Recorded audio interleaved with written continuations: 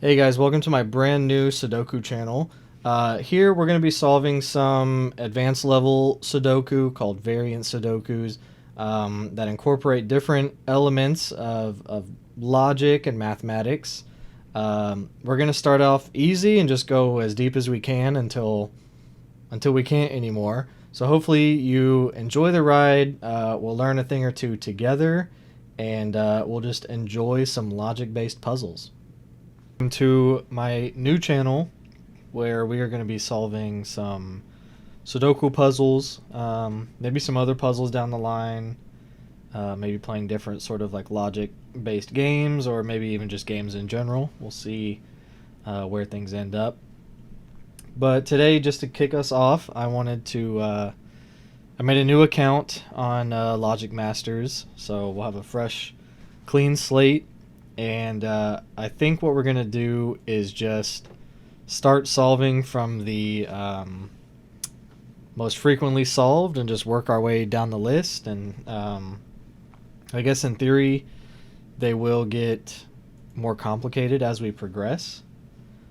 So we will learn together. We'll discover things together. I'm going to sort by most frequently solved.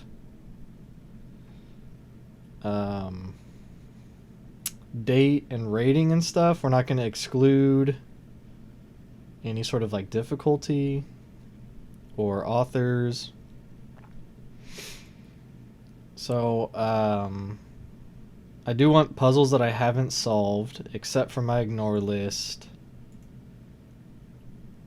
Okay, so beginner's guide to variant Sudokus. Maybe we'll start here. It's not the most solved.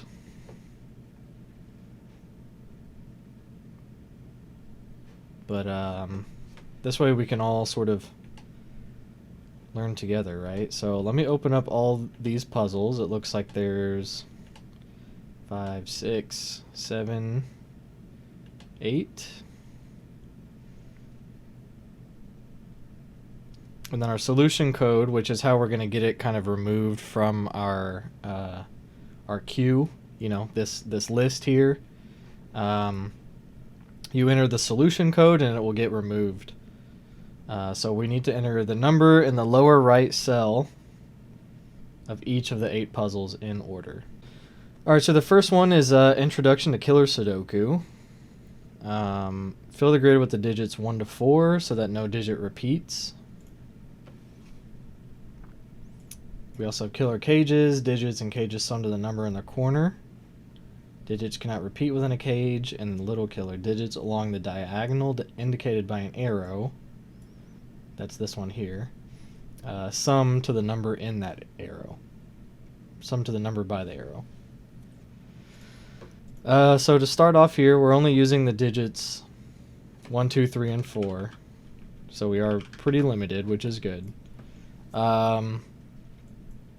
I want to start here at the 4 because the only way to get a sum of 4 is 1 and 3. So that means the remainder here is 2 and 4. This is a a pair of digits. One of these is 1, one of these is 3. So you can sort of eliminate 1 and 3 as possibilities from this column. 5, there's a couple ways to make 5. It's either 1 or 4, 2 or 3. So that doesn't really help us. To make 8, you have to do 1, 3, and 4. You can't have a 2 in there. If you had a 2, then the remaining digits would have to equal 6, and you can't sum to 6 without using a 2. So here we have an example of, I guess, like a triple. We have like 1, 3, and an implied 4 here. 1, 3, and 4. So in this row, the only digit remaining is 2, which eliminates the 2 from up here, so that's 4. So if we use that same sort of pair logic that 2 and 4 are used, then 1 and 3 has to go here. That gives us a 2 down here in the corner. We can take the 4 out of this 5 cage, and if you can't have 4 in that cage, then you can't have 1 in the cage either. So now we have a 2-3 pair, which will eliminate 3 from here. One of these is absolutely 3, so this one can't be 3. It gives us box 2 completed. We're summing to 4, so that's a 1. Let's get the 3 out of there. So now we have a 1-4 pair. That sums to 5. And we're trying to get to 8. So we need a 3 down here. So 5 plus 3 is 8. That gets rid of that 3. We could start looking at this little killer arrow. This diagonal needs to sum to 8. We already have the 3 here, right? So this needs to sum to 5. Actually, we're going to look at box 4 first. This 1 and 2 means that that's 3 and 4. And there's a 3 looking at that cell. So that's 4, that's 3. Now, this makes this little killer arrow a little easier. 3 plus 4 is 7. So we need a 1 to make 8. 4 and 1. So we need 2 and 4 here, and that sort of solves itself, right? Solution is correct. 3 minutes. Now we need to keep all these windows open because our solution code is going to be the number in the lower right cell of each of the 8 puzzles. So we will need all these solutions up at the very end. These are Kropki Dots. So we need to fill the grid with the digits 1 to 4 so that no digit repeats in a row, a box, or a column. Partial Kropki. A white dot, we'll do this one. A white dot between 2 cells requires that the value of one cell is exactly 1 greater than the value of the other cell. So if this is 1, then this one will have to be 2. In other words, they need to be consecutive. So if this one was 2, then this one could be 1 or it could be 3, but it could never be 4 because 2 and 4 are not consecutive. And a black dot is requires that the value of one cell is exactly double the other. So if this is a 1, this could be a 2 also. They are consecutive, but they're also double. In other words, if this was a 2, then this would have to be 4, or you could go down and have it into a 1. It's a better example. With 9-cell Sudoku puzzles, there's a very limited number that you can put on these black Kropki dots, because everything has to be a multiple of 2 or a half of itself. Those are the only rules, okay? So what we do know with these, the white dots are not very helpful right now, because all that means is that the numbers are consecutive, but we don't have any digits on the puzzle yet, so that doesn't really help us. So we're going to look at these black dots. You could have a 1 and a 2, and reverse, you could have a 2 and a 1, or you could also have a 2 and a 4, but you can't put a 3 on these dots currently, using the digits 1 to 4, because 3 would either be 6 or 1.5. So we have 1, 2, and 4 on these black Kropki dots. So we know that there's a 3 at the top here, and I'm going to give that sort of a corner pencil mark, because it's in either 1 or 2 of these positions, and I'm not sure. So if there's a 3 looking across at this row, then that means there's a 3 down here, and vice versa. Since there's a black dot here, then that means there's a 3 in these 2. And whichever position this 3 is in, it's looking up at this 3. So that can't be a 3, and this is the 3. We can fill in the remainder of this row. It's going to be a 1, 2, or 4 up here. And same here, 1, 2, or 4.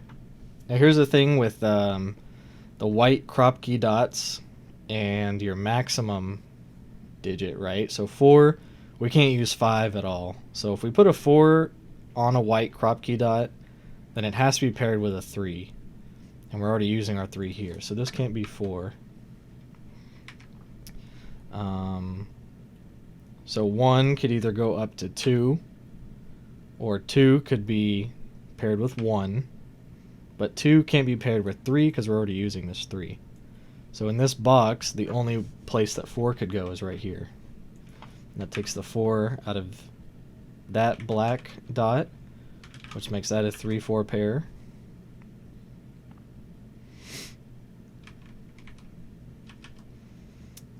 So if we take the minimum value here, so 3 could go with 2, 3 could also go with 4.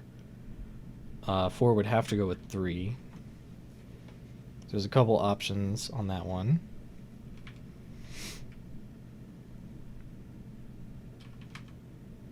How am I already stuck? How did I get stuck already? Let's see.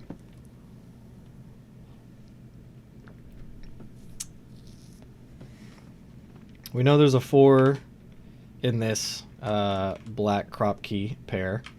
And 4 on a black Kropki can only go with 2 because we can't use 8, right? So this has to be 4. Whoops. Jeez. It has to be 4 and 2. So this 2-4 pair means this is a 1, this is a 2. This is now 1, 3.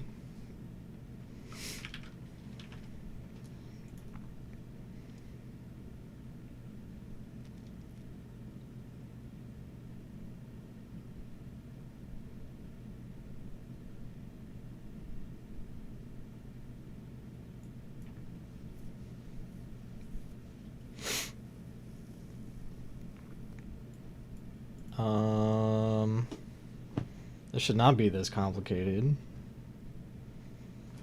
New channel, a little nervous. There's also no rush on these. We're not going for like speed runs or like records or anything. We're just going to try to solve puzzles and enjoy our time here.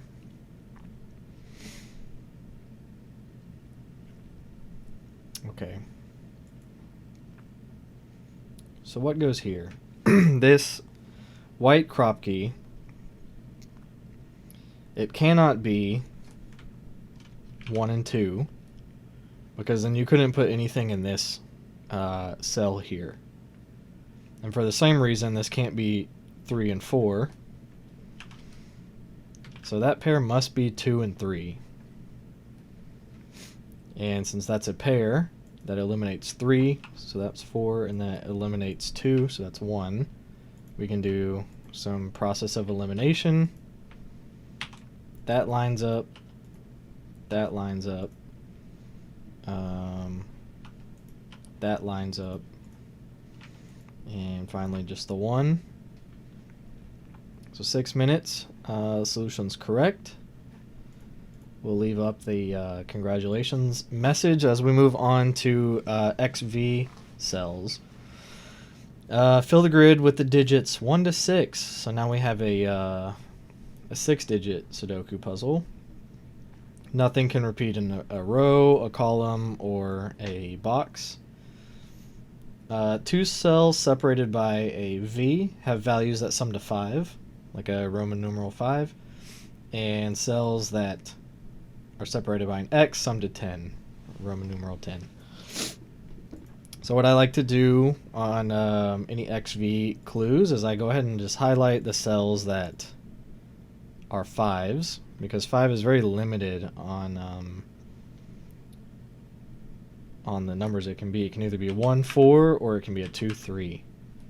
And as you can see, just by putting that in, we've already eliminated a couple digits here. If this one can't be 3, then this one can't be 2. Because 3 has to be paired with 2 to make 5. So for the same thing here, this can't be 3, that can't be 2. Now, what makes things a little bit interesting is that when a cell is connected with a V and also an X, it can also limit the digits that it can be. So whatever goes here has to pair with this low 1, 2, 3, 4 number to equal 10, right? So it could either be 9 and 1, 8 and 2, 7 and 3, or 6 and 4.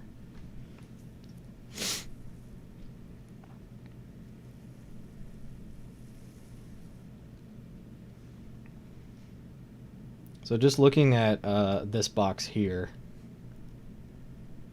we need to put the digits. Oh wait, I've already messed up because I'm so used to doing 9-cell Sudoku. We actually can't use 7, 8, or 9.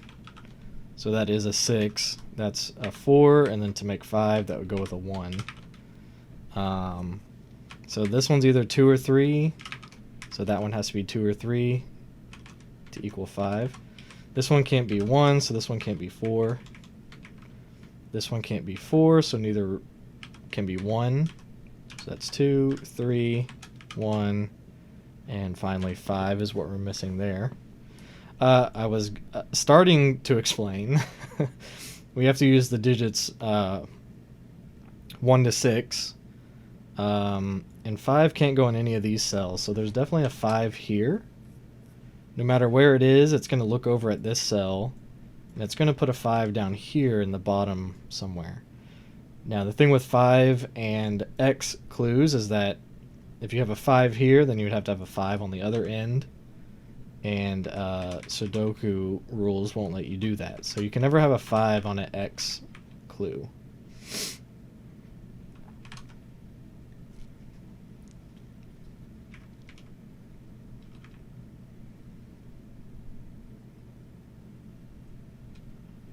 Okay, where should we look now?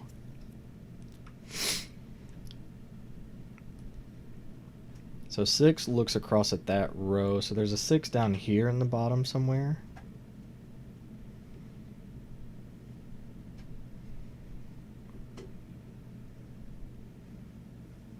That's getting a little congested. You have a 2-3 pair.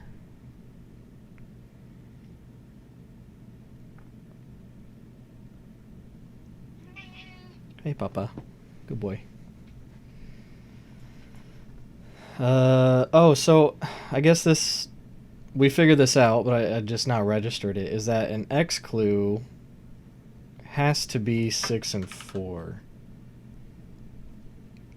Because you can't use 5. If you had a 3 here, it'd have to be with 7, 2 would have to be with 8, 1 would have to be with 9. So any of our X clues are, I'm just going to do a little bit of cleanup. This one can't be 4, that one can't be 1. Any of our X clues are definitely 4 and 6, and that one can't be 4. So now we've got a 2, 3 to make 5.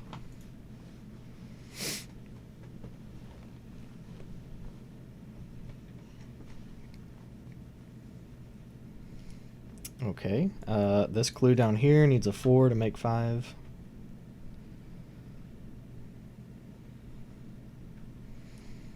We're missing a 1, 5 here, and this one can't be 1. So this is 4, 5. This 4, 5 pair looks down at these hypothetical 5s. So this one can't be a 5. So that one definitely is 5. And then if we want to get really pencil mark heavy, which I tend to do, we have 4, 5 used. So that means we need 1, 2, 3, and 6. Neither one of these can be 3 or 6, and then this one can't be 1 because of this digit. So we've solved that box. Only digit left in this row is 3. Must be paired with a 2. 2. We're missing 1, 2 down here, which is resolved from these via Sudoku. 3, 6, 3, 6. That 3 is looking down, so that one's a 6, that one's a 3, 6, 3. 2, 5 is there. The 2 is looking up. And finally, 5, 5 and 6, and 1 and 4. 6 looks over at the 5. 1 looks over at 4. And these are the only options available. So those are XV clues. Introduction to arrows. Fill the grid with the digits 1 to 4, so nothing repeats in a row, a box, or a column. The digits on the line part of an arrow sum to the value indicated on its circle. Obround. I have never seen that word before. Obround. The obround represents a 2-digit number read from left to right. So if this was 1 and this was 2, that would be read as 12. 3 and 4 would be read as 34. These are single digits. So essentially what that rule is telling you is whatever digits are along the arrow portion, the circle here is going to be the sum. So if this was a 1 and this was a 2, then this would be a 3. So looking at this short arrow here, this is the only portion of the arrow. It's kind of a bad color. So this would be the sum of just the 1 digit. So that means these are actually the same digit no matter what they are. Minimum value for this short arrow, it could be 1 and 2, which would make that 3. Or it could be 1 and 3, which would make that 4. You couldn't put a 4 on the arrow because whatever it was paired with, it would be higher than 4, and 4 is our highest digit. So we can't put a 4 there. So it's either 1 and 2 or 1 and 3. And it can't be 2 and 3 because that would be 5. So whether it's 1 and 2 or 1 and 3, there's always a 1 on that arrow. I think that's important to make a note of. So we already have the 1 somewhere in this row already. It's in one of these two positions, but we couldn't put a 1 here or a 1 here. I'm hesitant to look at this one just yet, but I suppose we could, because we know it's a 2-digit sum. So if you had something like 1, 1, and 1, which is valid via Sudoku, right? Like none of these repeat in a box, a column, or a row. But that sum would only be 3, which is not 2 digits. So if we take it to the maximum of a 4, a 4, and a 4, that would give you 12. Like that. If you had a 3, a 3, and a 3, that would only be 9. So if you had... so you need a 4 on the line is what we're saying, because we need it to be 2 digits. And if you had 3, 3, 3, that would only be 9. So there's a 4 somewhere. So let's say there's 1 4 and 2 3s, something like this. That would be 7. This would be 10. And you can't have a 0 on this particular Sudoku puzzle. So a 4, a 3, and a 3 won't work. If you had 2 4s and a 3, that would be 11. Which would put 2 1s here, which is not valid with these Sudoku rules. So basically that's what we're looking at. We're looking at we're looking at 3 4s to make 12. So in this row, the only digit we're missing is 3. So now we know this is a 1 2 on the arrow, which sums to 3. The last digit in this row is 4. So the last 2 digits we need here is a 1 and 2, and we said that these 2 blue cells were the same, so this is either a 1 or a 2. And that 2 looks down at the 1. So if that's a 1, this has to be a 1. Ow, Papa just jumped on me. Ow, and it hurt. We can resolve a little bit of stuff there. Last digit in this box and in this column is 2. So there's a 3. We're basically just filling in the blank now. Solution is correct at 455. I do want that message to stay there, though. My bad. Okay, introduction to anti-night. We're getting into the weeds here. We're gonna kick it up a notch. We're gonna fill the grid with the digits 1 to 4, so no digit repeats in a row, a column, or a box. Anti-night rule says if 2 cells are a night's move apart, 2 steps horizontal and 1 step vertically, or vice versa, and they cannot have the same digit. So let's say this is like the cell we're trying to determine. A chess knight will move 2 up and 1 in either direction. And it goes in all directions, right? So it could be also here and here. And then if we go the other directions, we'd run off the grid. But essentially that's what we're saying is if we're trying to solve this digit, then none of these purple digits could be the same. And then we have mixed in some more partial Kropkis where a white dot is consecutive and a black dot is double the other. So let's get rid of the coloring. I guess we could start with the 3, right? So knight's moves from the 3 would be here and here. Right? If we're going 2 and then 1, 2 and then 1. Any other direction would kind of put us off the grid. So we know the 3 can't be in this row. It also can't be this purple cell. So this one is a 3. Which gives us a clue for our Kropki. We know 4 couldn't go on here because 4 would have to be paired with 3. And we're already using our 3. So this is a 1 or a 2. Only digit left in this row is 4. Same here, 4. Let's get rid of the...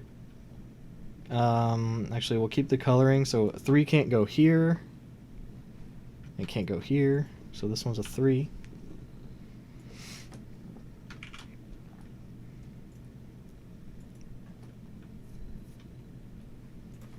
This one's got to be 1 or 2 also. Okay, now we can get rid of that coloring. I'll put Papa on the floor. Good boy, thank you, boy. His hair gets in my nose, and then I can't breathe. Let's look at this first column. We need to put a 4 somewhere, and it has to be down here. If it's on a Kropki dot, which it is, then it can only be paired with 2. And this is where the anti-knight comes in. Because if we do a knight's move away, this one cannot be 4 any longer. So that's 2 and that's 4. We can do a little bit of cleanup. That gives us our last box here. We need a 3 and a 4. And these are sort of looking down at these cells. So this one's a 4, this one's a 3. And then 1 and 2, same thing. 2, 1. So 3 minutes, 21. Solution's correct. Introduction to thermometers, which I do like thermometers. They're kind of fun. Especially on the bigger puzzles. It gives you a lot of options to work with. So fill the grid with 1 to 4 so that nothing repeats in a row, box, or column. Thermometers. Digits increase in value along a thermometer starting from the bulb end, which are those there. They don't have to be adjacent. For example, you could have 1, 3, and 4. So they don't have to be consecutive or adjacent, but they do just need to increase along that thermometer. So there's a couple ways that we could start. On the bigger puzzles, what I tend to do is start at the tip of the thermometer, whichever is shown, and sort of count backwards. So the highest possible number that this could be is a 4. And then you could do 3 and 2 if you're trying to stay consecutive and use maximum values. And then if you do minimum values going the other way, the absolute lowest that the bulb could be is 1. And then if we're staying consecutive is 2 and 3, right? So what that does is it ends up giving us sort of a range to work with, where this one could be 1 or 2, this one could be 2 or 3, and this one could be 3 or 4. And if you kind of study that, you can see that this is actually the maximum and this is the minimum.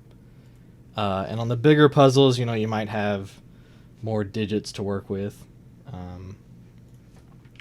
Let's do the same thing over here because that is also a 3-cell thermometer. Now this one might be a little more revealing. So the maximum that this could be is 4. The minimum this could be is, or sorry, the maximum this could be is 3.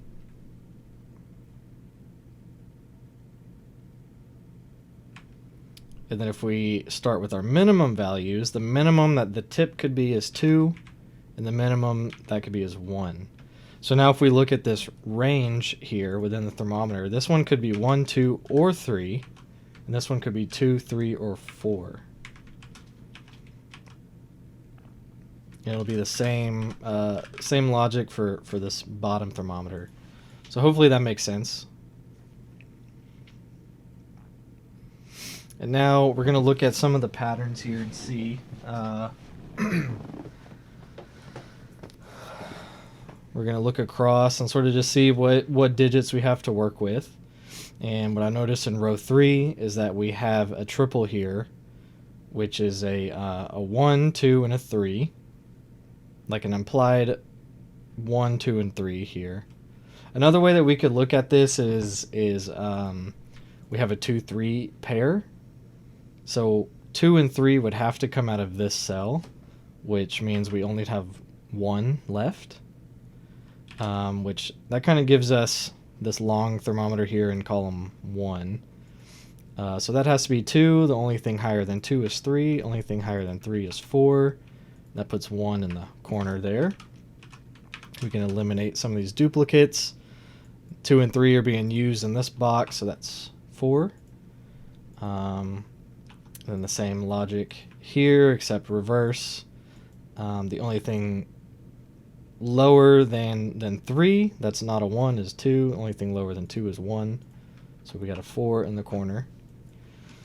So now we've got 2, 3, and 1, 4.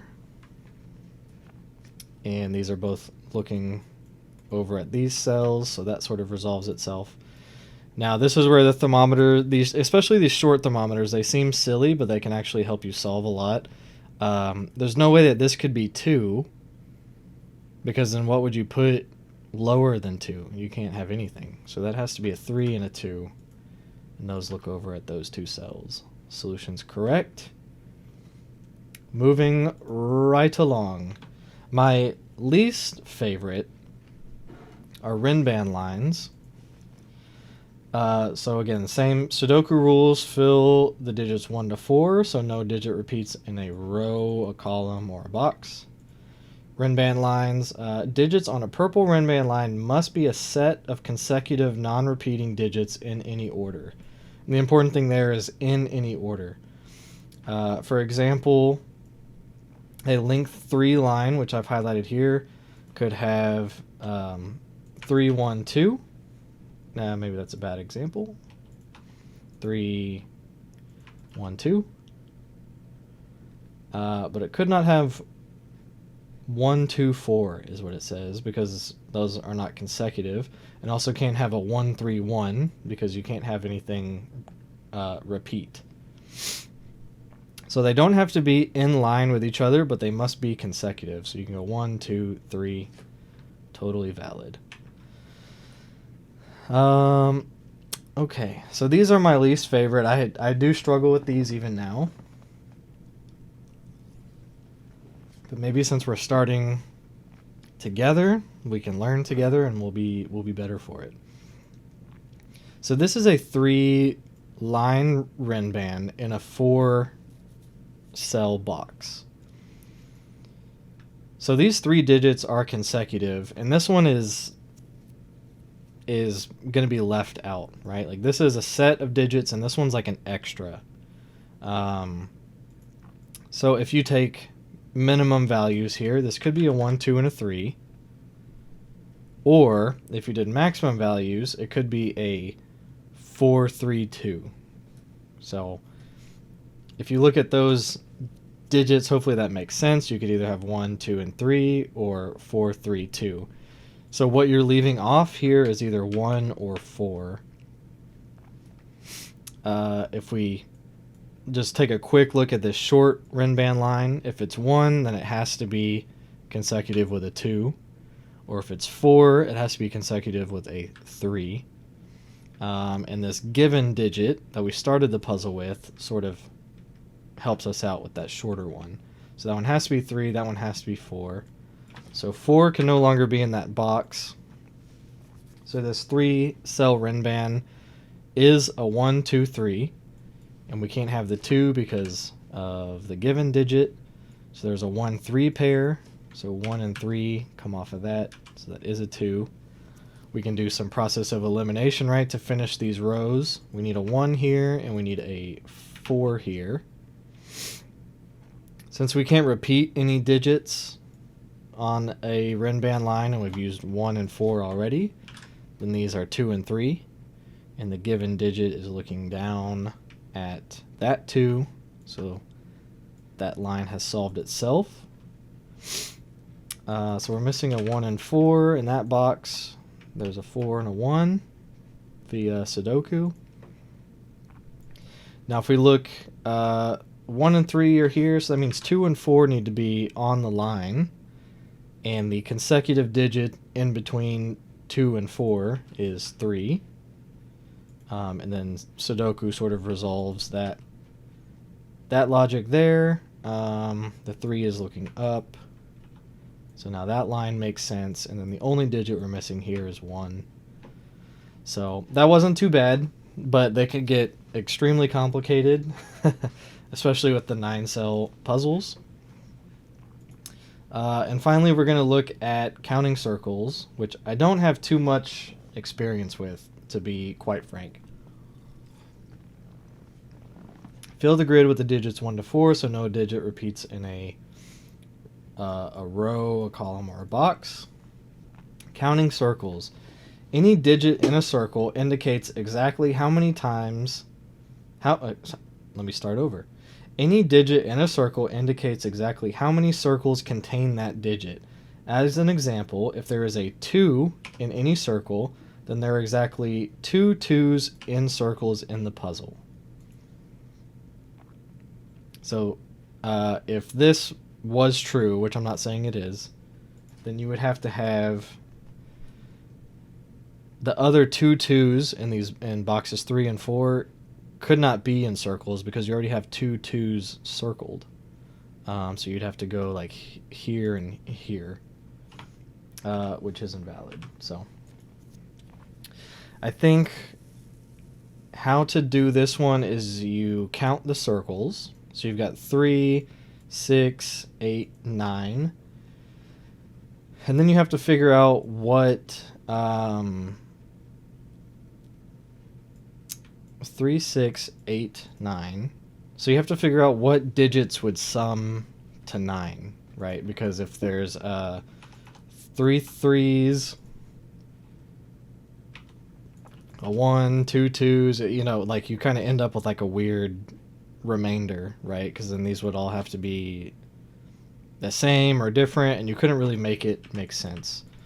So we know there's 9 circles. So with using the digits 1, 2, 3, and 4, the only way to make 9 is 4 plus 3 plus 2. That gives you 7 plus 2 is 9.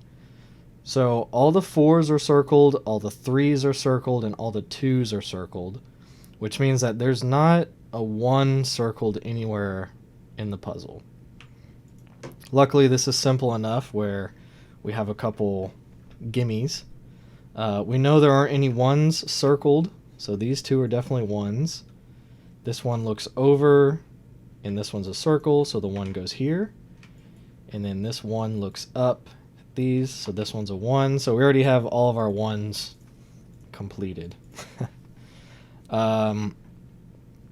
Now what we have to figure out is we know no 1s were circled, but we know all of the 4s are circled. And in this box, there's only 1 circle, so that one has to be the 4. It looks over in this row. That's the only digit remaining is that one. This 4 looks up. This is the only 4 remaining. So this one looks over. This one looks up. This is our last 4. And just like that, we have all of our 4s circled. So we know remaining there are 2 2s circled and 3 3s circled. This one is off by itself. There's no way that this one could be the 2 circled, because then somewhere you would have 2 3s in the same box circled, right? So we're kind of going with our maximum values and working our way down. So this is a 3. That looks... you could solve it by like process of elimination, where this is a 2, or you could look over the 3 is looking here. So now we've got that 3, that 2, that 2, that 3, 3, and a 2. Perfect. So now that we've completed that puzzle, we will open up our solution code here. That is the number in the lower right cell of each of the 8 puzzles in order. This one's a 2, 2, 2. Oh no. Is it going to be 2, 2, 2, 2? Okay, there's a 4. There's another 2. There's a 3. There's a 4. And finally, there's a 4. Let's submit that, see how we did. If we put in the correct solution code, then the box to enter it will disappear, and it'll also show us some additional comments. These ones that are highlighted in red are comments that are kind of hidden until you solve it. This one is essentially people just posting their times, which sort of blew ours out of the freaking water. But then, I mean, you can kind of see stuff. I'm new to Sudoku variants and greatly enjoyed these. Introduction to counting circles was most interesting to me. I noticed that 9 circles must be 2 plus 3 plus 4, which quickly filled in all the non-circled squares. I aesthetically enjoyed that the circles that came after this. Yeah, so that's essentially the logic we followed also. So maybe after some of the puzzles, you know, if we had like a tricky time or if we want some additional insight, we can check back on those. But thank you guys so much. I hope you enjoyed it. I hope this kind of gave you an idea of some of the different rule sets and different things that we might see. These are sort of like foundational aspects of Variant Sudoku, but there are other rule sets and other lines and other rules and stuff too that we'll encounter along the way, and we'll all learn it together. So go ahead and subscribe, follow. I might do some live streams on Twitch every now and then. If you're on Twitch, come find me, and I'll see you guys in the next video. Peace.